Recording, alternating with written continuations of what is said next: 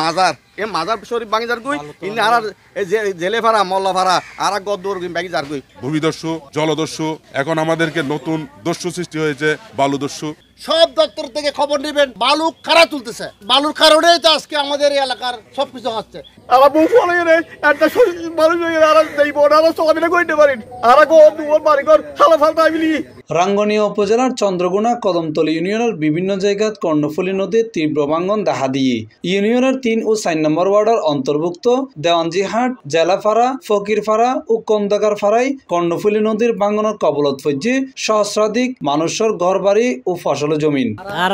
পানি নদীর কুল ভাঙি যাবে কর্ণফুলী নদী অদূর ভবিষ্যতে আর বাড়িঘর যাবে কই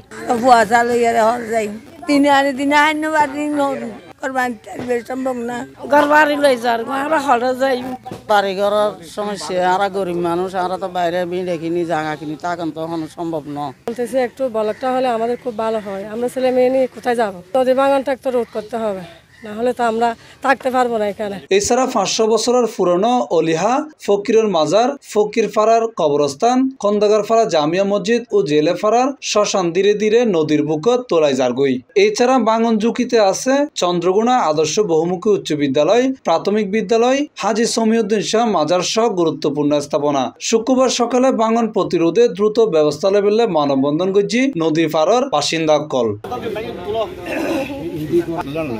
দেওয়ানজিহাট এলাকায় আয়োজিত মানববন্ধনত প্রধান অতিথি হিসেবে উপস্থিত আছেন বিএনপি যুগ্ম আহ্বায়ক হাজী ইলিয়াস শিকদার। বক্তব্য দিয়ে রাঙ্গুনিয়া কলেজ ছাত্রদলের সাবেক সাধারণ সম্পাদক মোহাম্মদ পারভেজ, উপজেলা ছাত্রদলের সিনিয়র যুগ্ম আহ্বায়ক কাজী নাজিম উদ্দিন, আহ্বায়ক কমিটির সদস্য মোজাম্মেল হক মানিক, মোহাম্মদ ফিরোজ, ইউনিয়ন যুবদলের যুগ্ম আহ্বায়ক মোহাম্মদ শওকত, আব্দুল সালাম, রেজাউল করিম, আব্দুল সবুর, আব্দুল মান্নান, জহির আহমদ, মোহাম্মদ রিদওয়ান, মোহাম্মদ ইকবাল, পরিমল দাস, সন্তোষ দাস, উজ্জ্বল দাস, লিটন দাস সহ আর বোধ কেউ।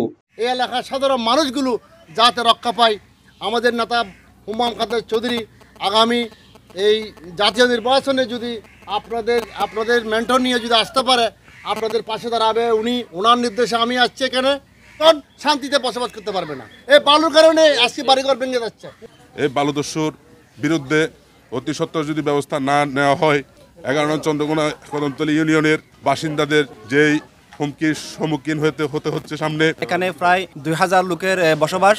এখানে নদী ভাঙনের ফলে এখানে মানুষের বসত বাড়ি ভেঙে যাচ্ছে। আর গদ্দুয়ার জারগুই আর মাজার শরীফও জারগুই, মসজিদে জারগুই, হিন্দু হলর মন্দির, গড় বাড়ি সব কিছু জারগুই চলাফেরা ভাঙি জারগুই খালে। পশু পাখির মাল্লা রক্ষা হবে, গাছপালা রক্ষা হবে, সব কিছু রক্ষা হবে। আপনারা দয়া করে একটু হেল্প করেন, আমাদের দিকে নজর দিয়ে দেখেন, আমরা যেমন বাঁচতে পারি, মুঠু ভাত খাইতে পারি। বাসস্থানের যেই জায়গাটি ছিল সেই জায়গাটি থেকে দুর্নীতির কারণে আজকের বাকি কাজগুলো হয় নাই। এই নদী ভাঙন রোধ করলে আমরা উপকৃত হব। এবং